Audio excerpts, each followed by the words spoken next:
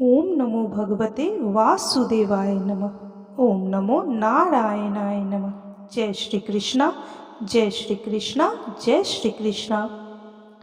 बंधुजनों, आज हम माघ मास महात्म्य की कथा सुनेंगे। ऋषि मुनियों ने कहा, लोमहर्षण सूत जी, अब हमें माघ मास का महात्म्य सुनाइए, जिसको सुनने से लोगों का महान संशय दूर हो जाए। सूत जी बोले, हे मुनिवरों, आप लोगों को साधुवाद देता हूँ। आप भगवान श्री कृष्ण के शरणागत भक्त हैं, इसलिए प्रसन्नता और भक्ति के साथ आप लोग बार बार भगवान की कथाएं पूछा करते हैं। मैं आपके कथा अनुसार माघ मास महात्म्य का वर्णन करूँगा। जो अरुणोदय काल में या सूर्योदय होने से पूर्व स्नान करके इसका श्रवण करते हैं, उनके पुण्य की वृद्धि और पाप का नाश होता है। एक समय की बात है, राजाओं में श्रेष्ठ महाराज दिलीप ने यज्ञ का अनुष्ठान पूरा करके ऋषियों द्वारा मंगल विधान होने के पश्चात अवभृत स्नान किया। उस समय संपूर्ण नगरवासियों ने उनका बड़ा सम्मान किया। तदंतर राजा अयोध्या में रहकर प्रजाजनों की रक्षा करने लगे। वे समय समय पर वशिष्ठ जी की अनुमति लेकर प्रजा वर्ग का पालन किया करते थे। एक दिन उन्होंने वशिष्ठ जी से कहा कि हे भगवान, आपके प्रसाद से मैंने आचार, दंड नीति, नाना प्रकार के राजधर्म, चारों वर्णों और आश्रमों के कर्म, दान की विधि, यज्ञ के विधान, अनेक व्रत, उनके उद्यापन तथा भगवान श्री हरिविष्णु की आराधना आदि के संबंध में बहुत कुछ सुना है। अब आप माघ मास स्नान का फल सुनाए। इस माघ मास महात्म्य फल सुनने की मेरी बड़ी इच्छा है। हे मुनीश्वर, हे ऋषिवर, जिस विधि से इसको करना चाहिए वह मुझे बताइए।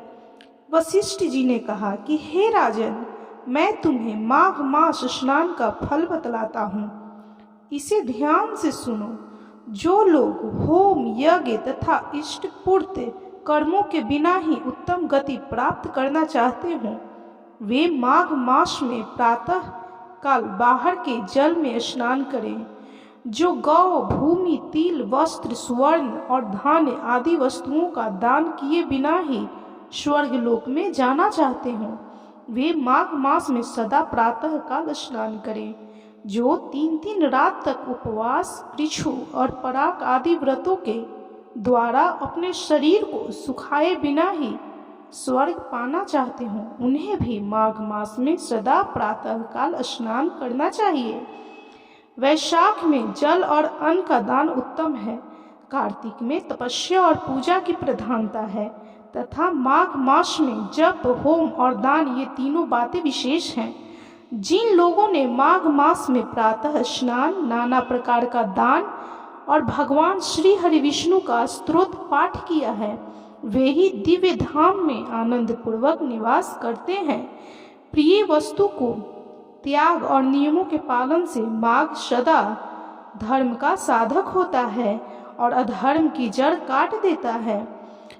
यदि सकाम भाव से माघ स्नान किया जाए तो उससे मनोवांछित फल की सिद्धि होती है। निष्काम भाव से स्नान आदि करने पर वह मोक्ष देने वाला होता है। निरंतर दान करने वाले, वन में रहकर तपस्या करने वाले और सदा अतिथि सत्कार में संलग्न रहने वाले पुरुषों को जो दिव्य लोक प्राप्त होते हैं, वे ही माघ स्नान करने वालों को भी मिलते हैं। अन्य पुण्यों में स्वर्ग में गए हुए मनुष्य पुण्य समाप्त होने पर वहां से लौट आते हैं, किंतु माघ स्नान करने वाले मानव कभी भी वहां से लौटकर नहीं आते। माघ स्नान से बढ़कर कोई पवित्र और पापनाशक व्रत नहीं है। इससे बढ़कर कोई तप और इससे बढ़कर कोई महत्वपूर्ण साधन भी नहीं है। यही परम हितकारक और तत्काल पापों का नाश करने वाला है। महर्षि भृगु ने मणि पर्वत पर विद्याधर से कहा था, जो मनुष्य माघ के महीने में, जब उषः काल की लालिमा बहुत अधिक हो, गांव से बाहर नदी या पोखरे में नित्य स्नान करता है, वह पिता और माता के कुल की 7-7 पीढ़ियों का उद्धार करके स्वयं देवताओं के समान शरीर धारण कर स्वर्गलोक में चला जाता है। दिलीप ने पूछा कि हे ब्रह्म ऋषि भृगु ने किस समय मणि पर्वत पर विद्याधर को धर्मोपदेश दिया था, बताने की कृपा करें। वशिष्ठ जी बोले, हे राजन, प्राचीन काल में एक समय 12 वर्षों तक वर्षा नहीं हुई। इससे सारी प्रजा उद्विग्न और दुर्बल होकर 10 दिशाओं में चली गई। उस समय हिमालय और विंध्य पर्वत के बीच का प्रदेश खाली हो गया। स्वाहा स्वधा वष्टकार और वेदाध्ययन सब बंद हो गए। समस्त लोक में उपद्रव होने लगा। धर्म का तो लोप ही हो गया था, प्रजा का भी अभाव हो गया। भूमंडल पर फल मूल अन्न और पानी भी बिल्कुल कमी हो गई। उन दिनों नाना प्रकार के वृक्षों से आच्छादित नर्मदा नदी के रमणीय तट पर महर्षि भृगु का आश्रम था। वे उस समय आश्रम से शिष्यों सहित निकलकर हिमालय पर्वत की शरण में गए। वहां कैलाशगिरी के पश्चिम में मणिकूट नामक पर्वत है, जो सोने और रत्नों का ही बना हुआ है। उस परम रमणीय श्रेष्ठ पर्वत को देखकर अकाल पीड़ित ब्रह्मा ऋषि भृगु का मन बहुत प्रसन्न हुआ और उन्होंने वहीं पर अपना आश्रम बना लिया। उस मनोहर शैल पर वनों और उपवनों में रहते हुए सदाचारी भृगु जी ने दीर्घ काल तक भारी तपस्या की। इस प्रकार जब ब्रह्मा ऋषि भृगु जी वहां अपने आश्रम पर निवास करते थे, एक समय एक विद्याधर अपनी पत्नी के साथ पर्वत से नीचे उतरा। वे दोनों मुनि के पास आए और उन्हें प्रणाम करके अत्यंत दुखी हो एक ओर खड़े हो गए। उन्हें इस अवस्था में देख ब्रह्मा ऋषि ने मधुर वाणी से पूछा कि हे विद्याधर, प्रसन्नता के साथ बताओ, तुम दोनों इतने दुखी क्यों हो? विद्याधर ने कहा, हे द्विज श्रेष्ठ, हे मुनि श्रेष्ठ, मेरे दुखों का कारण सुनिए। मैं पुण्य का फल पाकर देवलोक में गया। वहाँ देवता का शरीर, दिव्य नारी का सुख और दिव्य भोगों का अनुभव प्राप्त करके भी मेरा मुंह बाघ सा हो गया। न जाने यह किस दुष्कर्म का फल उपस्थित हुआ है। यही सोच सोच कर मेरे मन को कभी शांति नहीं मिलती। हे ब्राह्मण, एक और भी कारण है जिससे मेरा मन व्याकुल हो रहा है। यह मेरी कल्याणमयी पत्नी बड़ी मधुर भाषिणी तथा परम सुंदरी है। स्वर्ग लोक में शील, उदारता, गुण समूह, रूप और यौवन की संपत्ति द्वारा इसकी सम्मानता करने वाली एक भी स्त्री नहीं है। कहाँ तो यह देवमुखी परम सुंदरी रमणी और कहाँ मेरे जैसा व्याघ्र मुख, बाघ का मुख वाला पुरुष। हे ब्राह्मण, मैं इसी बात की चिंता करके मन ही मन सदा दुखी रहता हूँ। महर्षि भृगु जी ने कहा कि हे विद्याधर, हे श्रेष्ठ, पूर्व जन्म में तुम्हारे द्वारा जो अनुचित कर्म हुआ है वह सुनो।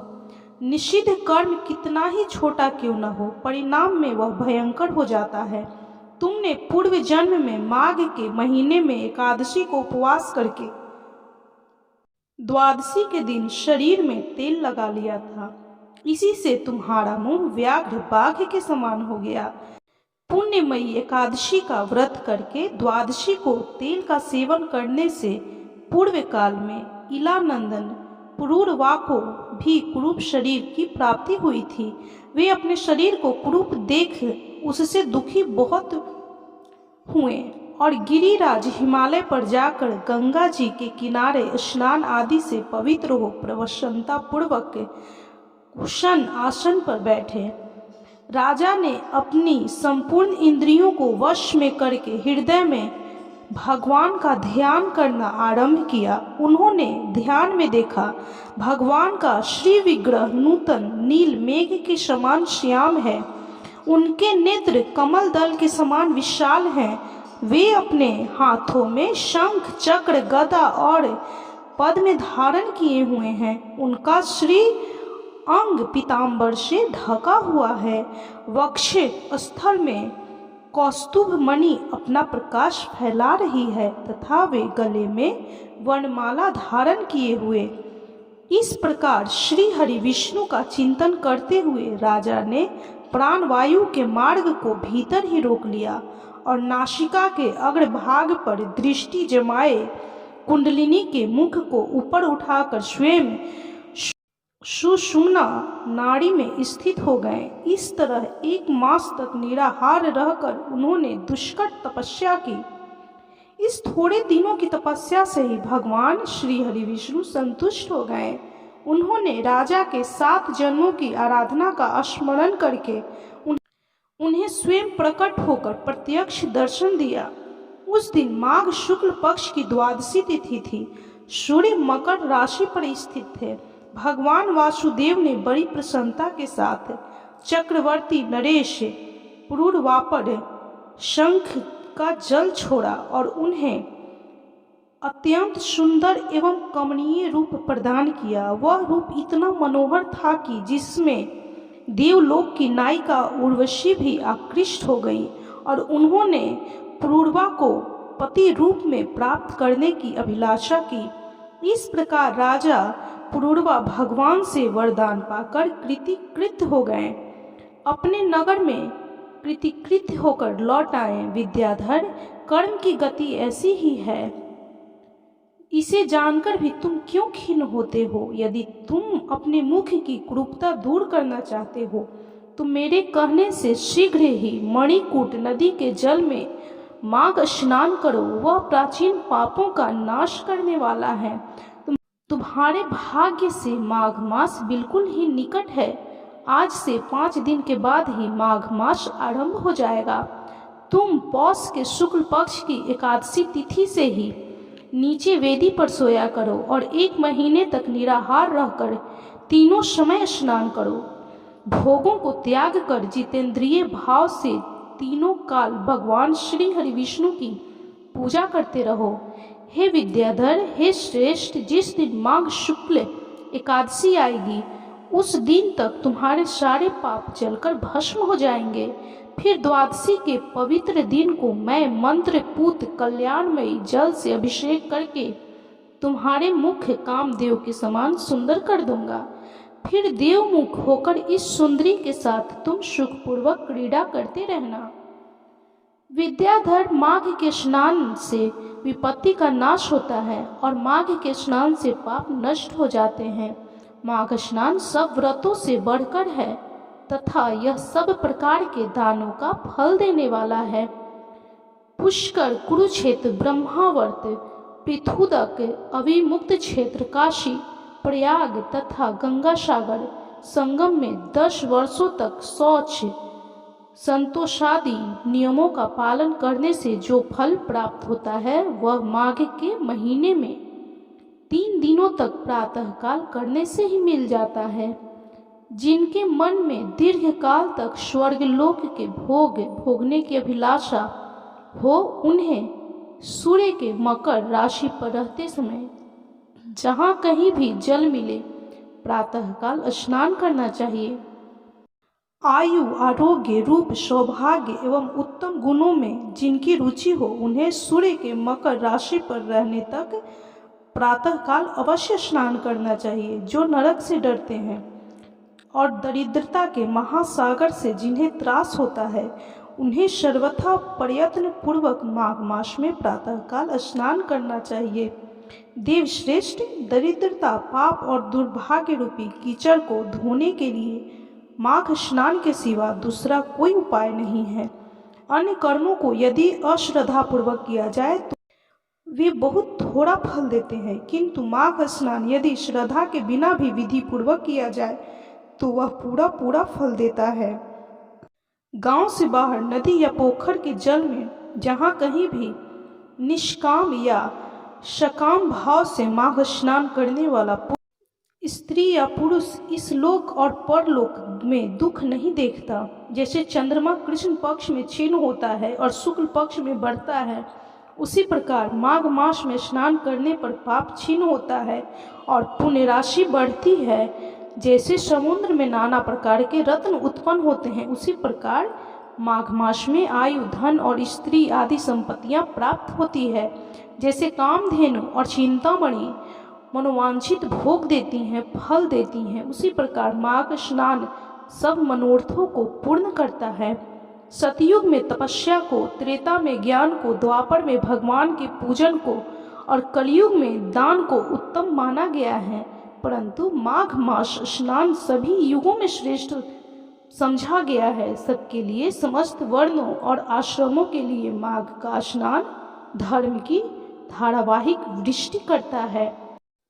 महर्षि भृगु जी के ये वचन सुनकर वह विद्याधर उसी आश्रम पर ठहर गया और माघ मास से भृगु जी के साथ ही उसने विधि पूर्वक पर्वतीय नदी के कुंड में पत्नी सहित स्नान किया। ब्रह्म ऋषि भृगु के अनुग्रह से विद्याधर ने अपने मनोरथ प्राप्त कर लिया। फिर वह देवमुख होकर मणि पर्वत पर आनंद पूर्वक रहने लगा। भृगु जी उस पर कृपा करके बहुत प्रसन्न हुए और पुनः विंध्य पर्वत पर अपने आश्रम चले आए। उस विद्याधर का मणिकय पर्वत की नदी में माघ स्नान करने मात्र से कामदेव के समान मुख हो गया तथा भृगु जी भी नियम समाप्त करके शिष्यों सहित विंध्याचल पर्वत की घाटी में उतरकर नर्मदा तट पर आए।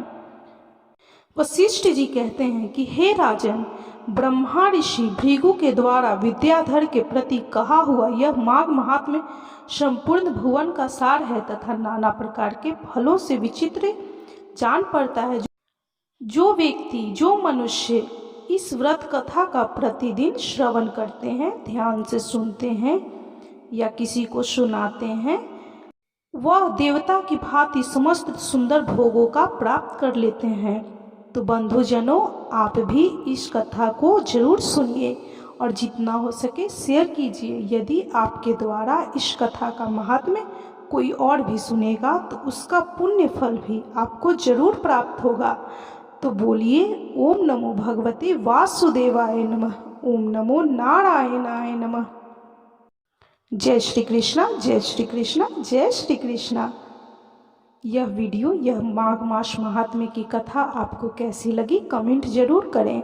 यदि कथा अच्छी लगी हो तो कृपया लाइक कीजिए, शेयर कीजिए और चैनल को सब्सक्राइब करना बिल्कुल भी ना भूलें।